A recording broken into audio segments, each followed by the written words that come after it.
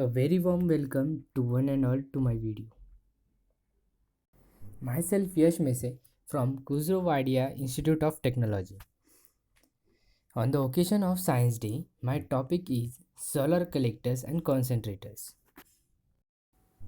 So, the agenda of the video is first solar collectors, second solar concentrators, third types and constructional details of flat plate collectors, fourth, energy balance for flat plate collectors and energy balance equation. Fifth, limitations of flat plate collectors. And sixth, selection of material for collectors and concentrators. Now, our very first topic, solar collectors. A solar collector is a device that collects and or concentrates solar radiation from the sun. These devices are primarily used for active solar heating and allow for the heating of water for personal use, as we can see in the images. Now, second point, solar concentrator. Solar concentrator is a system for concentrating solar energy.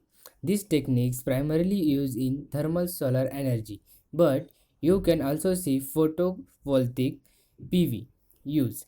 It is crucial element in concentrated solar power, that is CSP.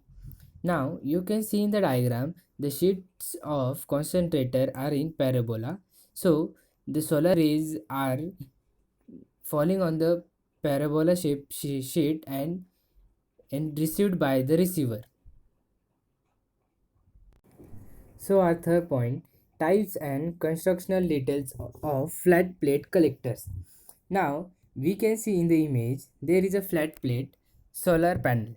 So this collector type consists of an observer, thermal insulation, glass plate, pipes with working fluid and its cover. So in this, solar radiation energy penetrates solar glass and falls on the plate of observer. Observed heat is transferred by wires with the heat transfer fluid to a heat exchanger in solar tray. All these mentioned elements are placed in a sealed housing cover with thermal insulation. Now, there are the parts like observer, thermal insulation, glass plates. Let us see the further functions of it. So the first part, observer plate. It is usually made up of copper, steel or plastic. The surface is covered with the flat black material of high absorbance. If copper or steel is used, it is possible to apply a selective coating that maximizes the absorbance of solar energy and minimize the radiation emitted by plate. Second, flow passage. The flow passage conduct the working fluid through the collector. If the working fluid is a liquid, the flow passage is usually a tube that attaches to or is a part of observer plate.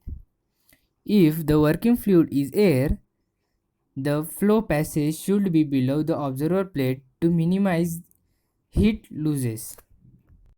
So the third one is cover plate. To reduce convective and radiative heat losses from the observer, one or two transparent covers are generally placed above the observer plate. They usually be made up of glass or plastic. Then insulation. These are some materials such as fiberglass and they are placed at the back and the side of the collector to reduce heat losses.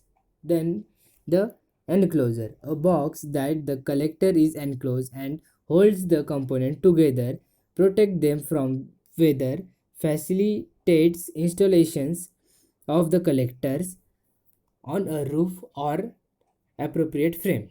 Now let's see how the installation of the frame is done of the flat plate in the image. So let's go with the image.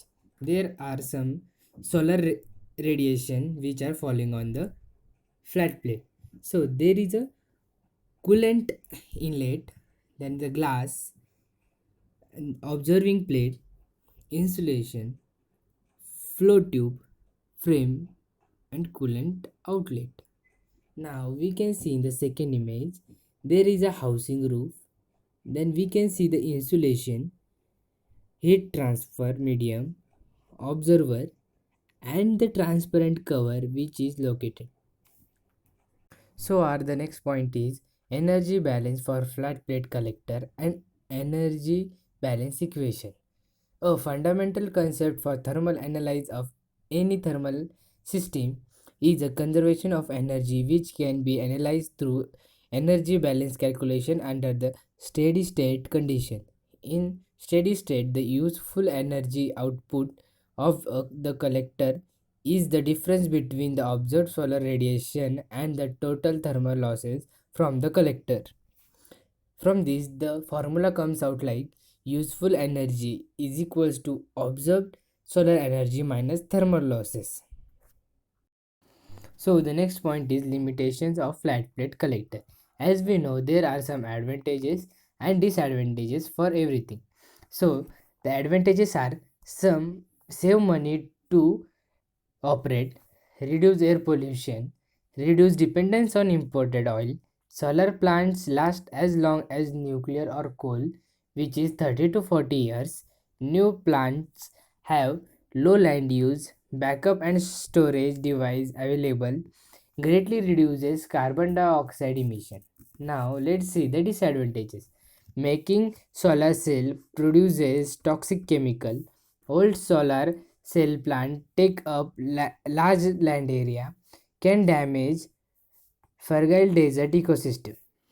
Needs backup system at night during cloudy and rainy days. Solar plant costly to build. So the next point is selection of material for collectors and concentrators. For solar thermal, most of the concentrators are made from mirror, while the PIPV system, the concentrator is either made up of glass or transparent plastic. These materials are far cheaper than the PV material, as we can see the parts of the solar panels in the image. So here I end with my video. Thank you.